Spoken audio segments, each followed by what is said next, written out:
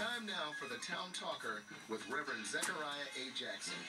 Reverend Jackson is founding pastor of the Church of What's Happening Now, located in Plainfield, New Jersey. And now, the Town Talker, Reverend Zechariah Jackson. Oh, it's good coming to you. I tell you, it's so beautiful now that the weather looked like spring out there. I tell you, a few days ago, it was so cold, didn't know what to do. They put the food outside, it was so cold. So we're so happy that God is warming it up for us, and I know the PSE&G man gonna have issues with it because they could cut down on some of the electricity and the gas bill that we have to pay. I know mine is so large that I'm in the hole for about $102, and I'm gonna pay them tomorrow. So don't you go messing with the Reverend. You know I'm good for it now. You know that I'm good, so we all gonna take care of things. I was at the post office today mailing off some of the DVDs of the shows. You know, people come and they get the DVD of the show. And the young lady said, you know, I hadn't seen you in a while, Reverend. I said, well, I've been busy. You know, the winter, you kind of shy away from the post office. And even with the internet today, you know, we don't visit the post office like we used to. I used to go there every 3 months and buy a whole row of black stamps, you know. And, you know, now with the internet and paying the bills over the internet and doing all that kind of stuff, you really, you know, your stamps last forever. In fact, I bought 2 weeks ago a book of forever stamps. I mean, if the stamps raised, are still forever at the same price, you know. And I told her, I said, you know, I'm kind of frustrated every time I buy stamps. I come back in and then, you know, the stamp go up and I got to buy these penny or 2-cent stamps or whatever, and I wind up having more of them than I need, you know. It becomes a big mess and everything. And she said, you know, we have some civil rights pioneers stamps. I said, well, give me a book on them. I think I paid like $2-3 for a book and everything, you know. Meg Evers and Ellen Baker, and there was a sister from Fannie Lou Hamer. She was a sharecropper in Mississippi who fought for black voting rights and spoke for many when she said, I'm sick and tired of being sick and tired. Well, you know, we all are sick and tired of being sick and tired. And I tell you, what a beautiful speech that the President Barack Obama delivered the other day. I thought it was all the makings of a State of the Union address. It kind of reminded me of sitting there in the chair when I was sitting by my father in the chair when I was a little boy when President Ford done a similar speech trying to get the country back when all the auto industries, at the time, Detroit was making them big old boat cars. You remember the big cars, you know, Eldorado fitting this whole room, you know, and everything, you know. I mean, make 2 or 3 Eldorados what they make today. And President Ford done a similar speech, but I tell you, it was just so much excitement going on with Barack Obama. So we, you know, to see the president, and it's not official State of the Union address, but that's what we all was so happy to see. And they gave him a standing ovation. You know, I mean, people went crazy and everything. And even for, you know, Michelle, they introduced Michelle. So it was a beautiful thing. And I heard today that the kids got their dog. Yeah, they finally got a dog, a Portuguese water dog. He's supposed to have the curly dog. Yeah. You know, if I seen him here, I guess I would just call him a lab. You know, or whatever. You know, a setter, like a setter, looked like a setter, was a Portuguese water dog that they have.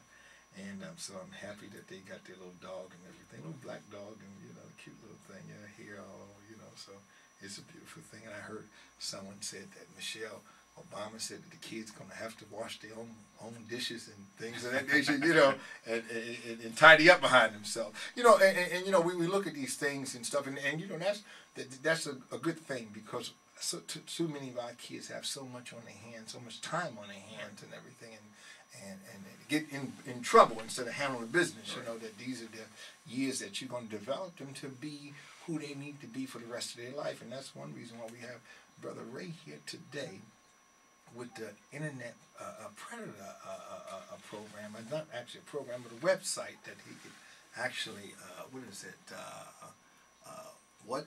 whatsgood.com. You pronounce that WUTS good.com.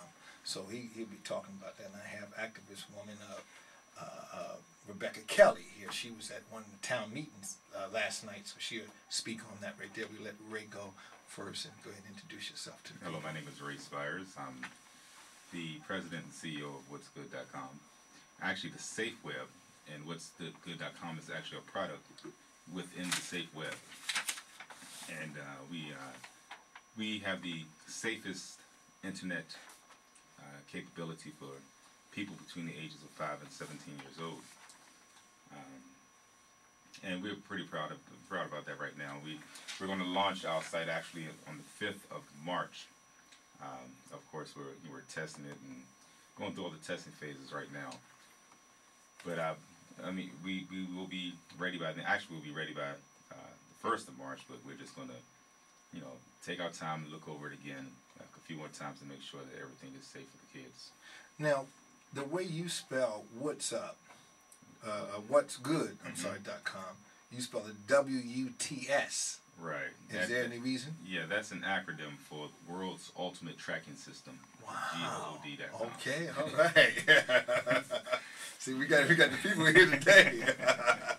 You see, so it's a good thing. Now, the social network site. Now, what is that all about? Kids nowadays go into the MySpaces and the Facebooks and what have you. Because that is the most popular thing on the internet right now. Okay. And so what we decided is that we would have a social networking site for children. Okay. There's a law out actually that says you have to be at least 13 years old to access the internet, social networking sites, but no one enforces it. Wow. What this will do is give those kids between 13 and 17 some place to go, because one of the reasons it's not enforced is A, you can't tell who anyone is, and B, what do you do with them afterwards? Right. If they can't go on it. So we give them some place to go that's for kids between the ages 5 and 17 years old. And we have all the different things that MySpace and YouTube and Facebook would have. We have video, the kids put their videos up of them skateboarding or whatever they're going to do. And we're also going to have different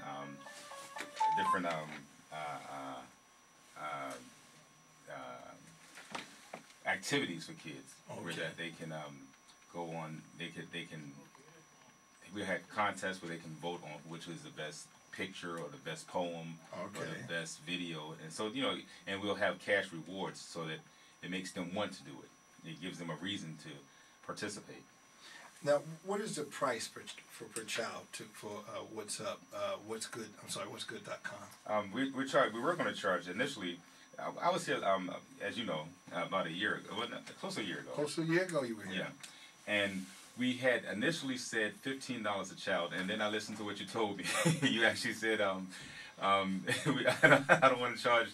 I want to make sure I charge it up to make sure I'm still around. We need you around. And so we raised the price to $19.95 because that will make sure that we're around in a few years, like you said. Yeah, because and this right here is important for the community. Too many times that we start things, and a lot of times we are outbidded because that we start from love in our heart. But I believe that somehow we have to move more into a business realm to keep it here.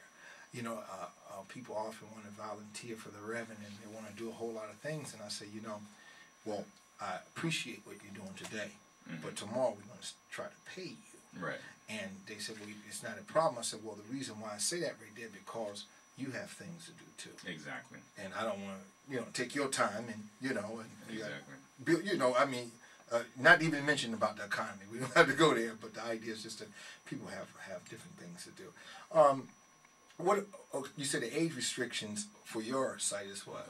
5 to 17 for the browser, because it's actually what'sgood.com is a browser for kids between the age of 5 and 17. Okay. What'sgood.net is the actual social networking site, which is up right now, and teenagers can access that right now as we speak.